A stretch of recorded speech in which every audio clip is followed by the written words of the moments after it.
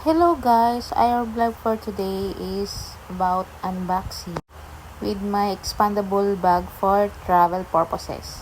So for today's video guys, nabili ko sa online worth 380 pesos. Expandable siya guys, pwede siyang lumaki o humaba. At malaki din po ang possible na mailagay dito kasi nga po, sobrang laki po ng bag na yan. So meron po yung zipper sa baba, dalawa po yan.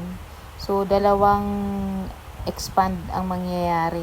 So kung mahilig ka mag-travel tapos hindi mo na ma-afford ang bumili ng mga luggage, pwede na to sa inyo. Sa murang halaga ay pwede ka na mag-travel kahit hindi ka na bumili ng luggage bag.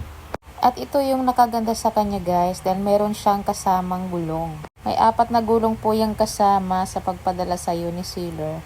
So inumpisahan ko na ngang ikabit itong mga gulong dito sa bag. Iniisa-isa ko na nga itong ilagay.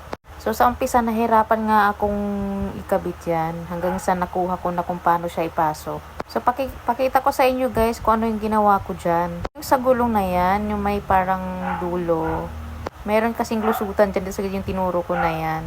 So yung ipasok mo lang siya dyan, tas ayan na, perfect na siya. Hindi ka mahihirapan, basta tingnan mo lang yung ano niyan, yung butas.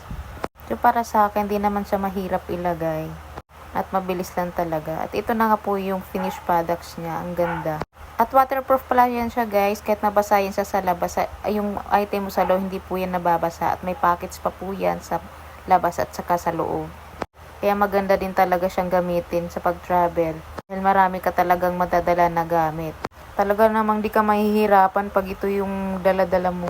Since nagbabalak akong umuwi sa probinsya namin, ito na lang yung gagamitin ko. Nakatipid pa ako.